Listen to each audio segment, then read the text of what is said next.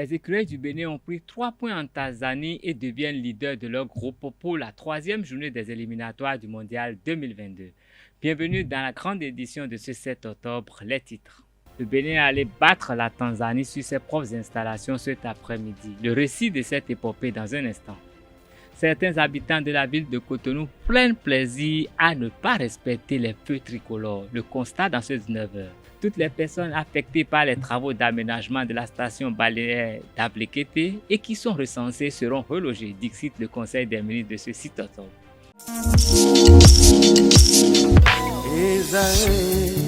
Étudiantes, étudiants, parents d'élèves, nouveaux bacheliers, vous recherchez une école adéquate de formation professionnelle et pratique pour vos études supérieures? Une seule référence, ESAE. ESAE vous offre des demi-bourses et réductions dans toutes ces filières. Waouh! Payez 300 000 au lieu de 550 000 en licence 1, 2 et 3 en journalisme, réalisation, sciences de gestion, administration des affaires, sciences économiques et sciences juridiques. En master 1 et 2, 670 000 en journalisme et 550 000 en sciences de gestion et administration des affaires au lieu de 1 070 000. Écoutez, pour les 100 premières inscriptions en administration générale et administration des finances, payez 450 000 au lieu de 550 000 pour la licence 1, 2 et 3. En master 1 et 2, payez 870 000 au lieu de 1 070 000. Alors, rendez-vous vite à ESAE pour la rentrée académique 2021-2022. Les deuxième et troisième années démarrent le 20 septembre 2021 et la première année le 11 octobre 2021. Informations et renseignements, ESAE Cotonou, 3e rue à droite en quittant le carrefour Jadot pour la BIBE Jéricho. Téléphone 96 80 55 11 ou 98 98 14 00 ou encore 90 93 65 21. ESAE, l'excellence à un an.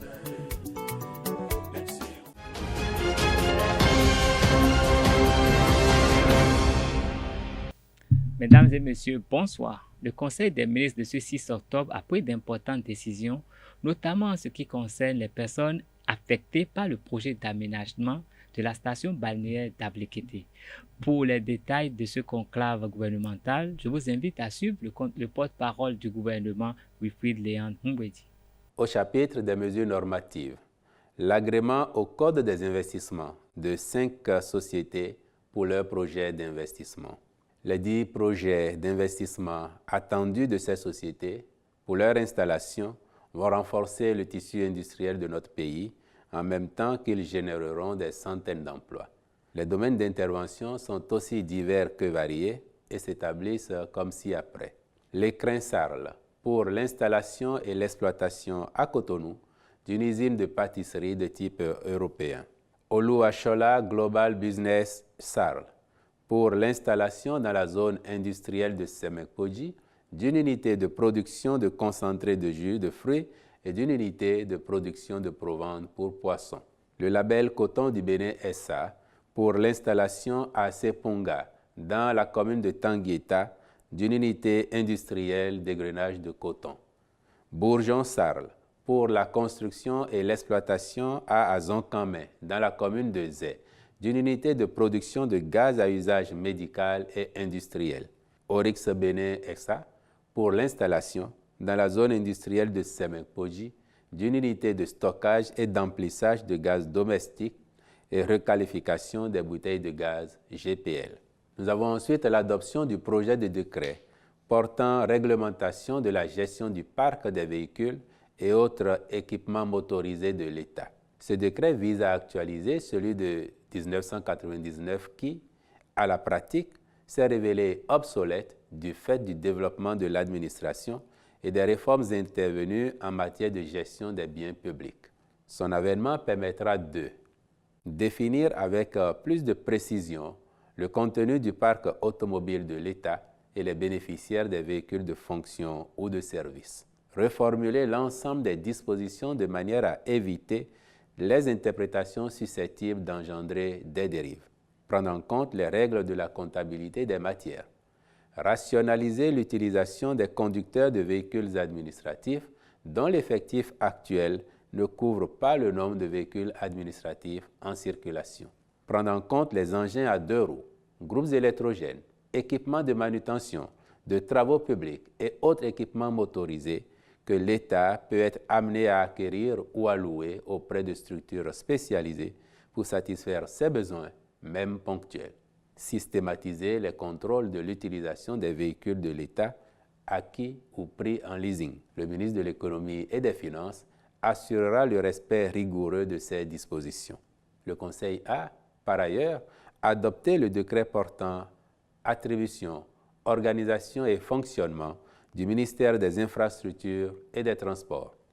Au chapitre des communications, en 1, l'indemnisation des personnes affectées par le projet d'aménagement d'une station balnéaire à Avlekété dans la commune de Ouida.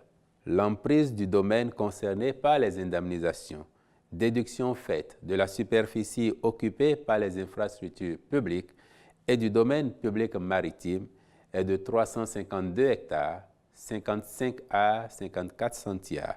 Au regard du niveau d'avancement des études, le Conseil a autorisé le ministre de l'Économie et des Finances à mettre les ressources à disposition pour la prise en charge des personnes affectées par le projet afin de permettre le démarrage des travaux. En 2, la levée de la mesure relative à l'exportation de produits vivriers. Le Conseil des ministres, en sa séance du 16 juin 2021, avait, à la suite de leur compte-rendu, instruit le ministre de l'Agriculture, de l'Élevage et de la Pêche et le ministre de l'Industrie et du Commerce de veiller à empêcher la sortie incontrôlée des produits agricoles en raison de la hausse des prix de ces produits observés sur nos marchés. Depuis lors, à la faveur des premières récoltes, il se trouve que la disponibilité des vivriers s'est accrue et les prix maîtrisés. C'est pourquoi, en vue de permettre la reprise normale des transactions commerciales, le Conseil a décidé de lever la mesure de restriction qui prévalait jusque-là. Les ministres concernés veilleront à la mise en œuvre effective de cette nouvelle directive. Au chapitre des rencontres et manifestations internationales, le Conseil a autorisé l'organisation au Bénin du 3 au 10 décembre 2021 de la 61e session ordinaire du Conseil d'administration de l'Organisation africaine de la propriété intellectuelle OAPI. Enfin, au chapitre des mesures individuelles, sur proposition du ministre, les nominations suivantes ont été prononcées au ministère des Enseignements secondaires, techniques et de la formation professionnelle. Directeur adjoint de cabinet, M. Denga Sagui. Directeur départemental des enseignements secondaires, techniques et de la formation professionnelle de l'Atakora, M. Naini Saré. Le péché originel, qu'est-ce que c'est? Selon Sylvain Kouassi, Dieu a créé l'homme puis la femme. Il ne saurait leur interdire de se reproduire. Pour lui, les hommes sont l'incarnation de la bête, puisqu'ils sont des enfants du désir. Il fait cette déclaration au micro de Jacques Maouillon d'Almenda. Quand on regarde l'image, c'est une image symbolique. Et cette image symbolique a été décrite littéralement par quelques ignorants qui ont interprété l'image d'Adam et Ève. On a vu l'image d'Adam et Ève sous un arbre.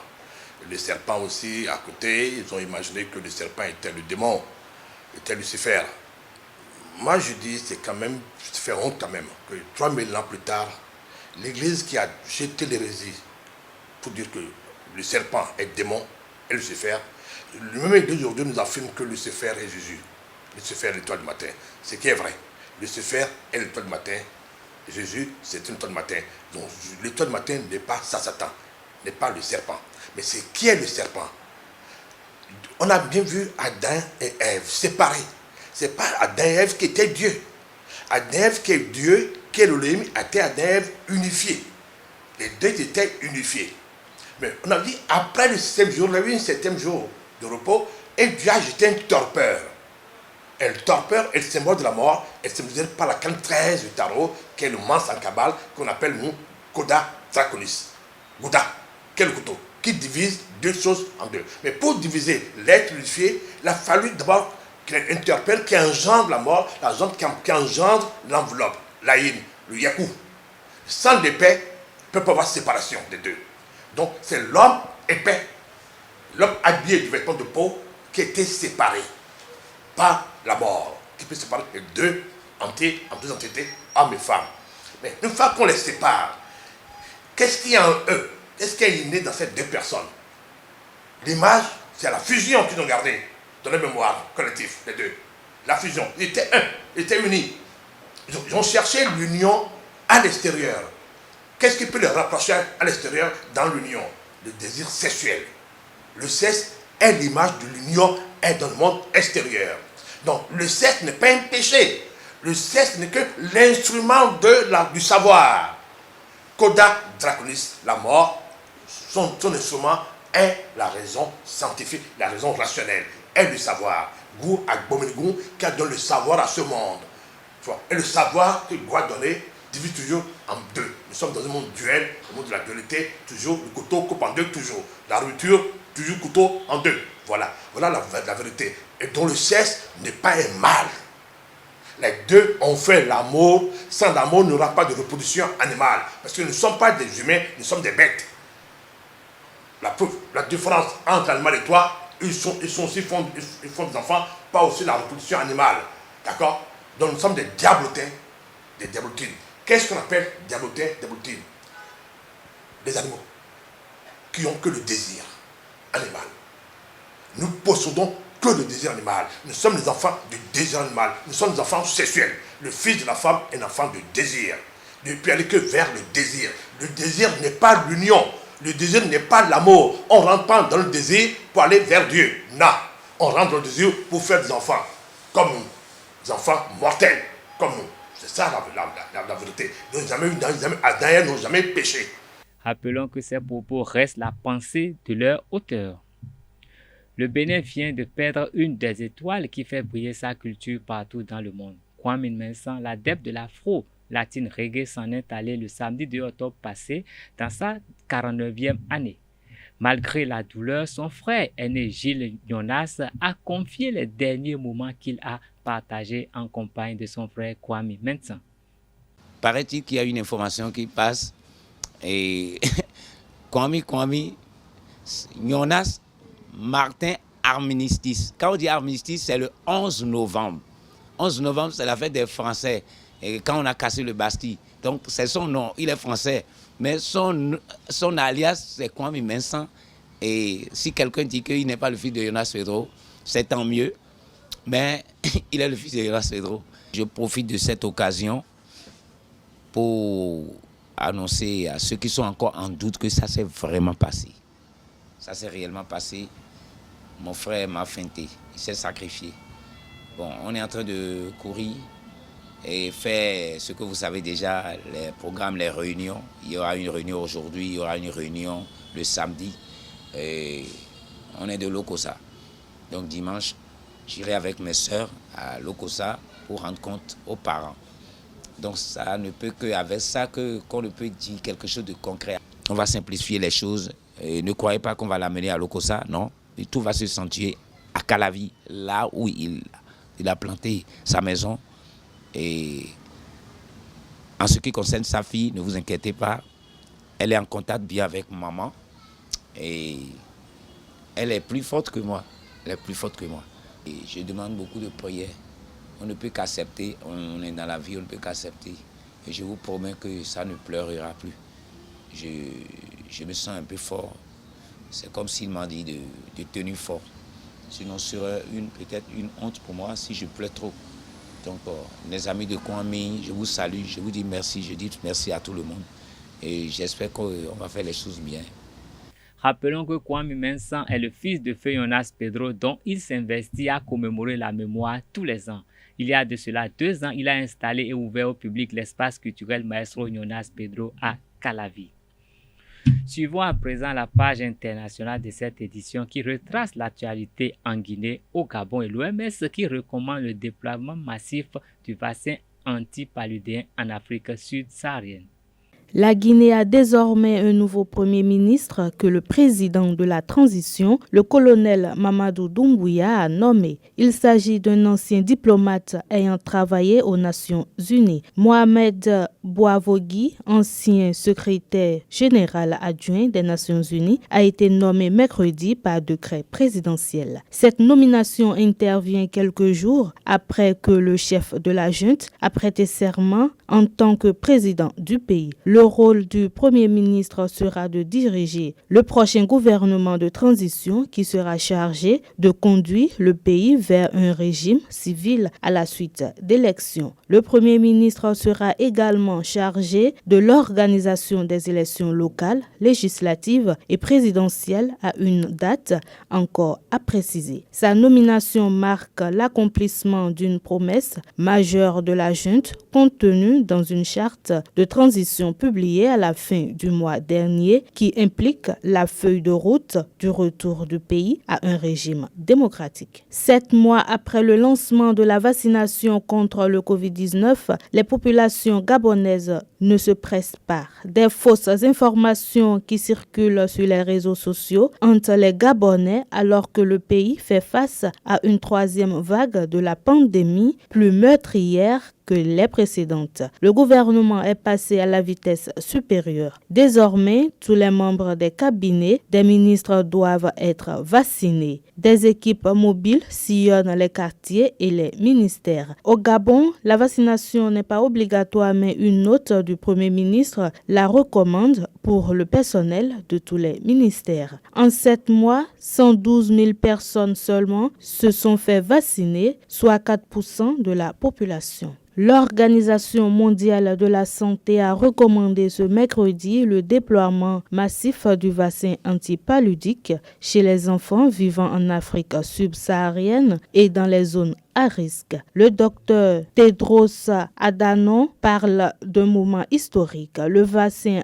antipaludique tant attendu pour les enfants est une percée pour la science, la santé infantile et la lutte contre le paludisme, a déclaré le directeur général de l'Organisation mondiale de la santé, cité dans un communiqué. Selon lui, l'utilisation de ce vaccin, en plus des outils existants pour prévenir le paludisme, pourrait sauver des dizaines de milliers de jeunes vies chaque année. Depuis 2019, 3 pays d'Afrique subsaharienne, le Ghana, le Kenya et le Malawi, ont commencé à introduire le vaccin dans des régions sélectionnées. 2 ans après le début de ce premier test grandeur nature au monde, 2,3 millions de doses de vaccins ont pu être administrées.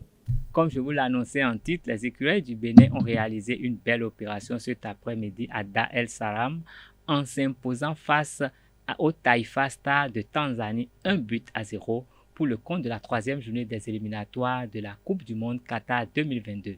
Dominés dans le jeu, Khaled Adenon, Saturné Alagwe, Jordan Adeoti, Matteo Akhlenvi et leurs coéquipiers ont résisté aux offensives des étoiles du pays avant de porter l'estocade à leur adversaire à la 71e minute.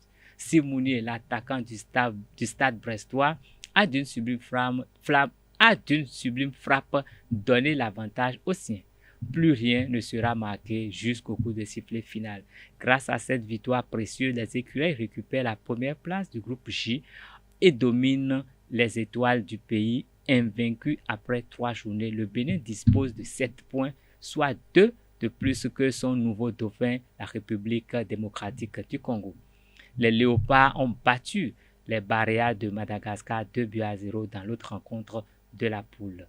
Le dimanche prochain, les écureuils vont recevoir en match retour les Tanzaniens au stade général Mathieu Kérékou de Cotonou pour le compte de la 4e journée des éliminatoires du mondial qatari. C'est sur cette note sportive que nous mettons fin à cette édition. Merci de votre attention. À demain pour d'autres rendez-vous avec l'information sur les TV. Bonsoir.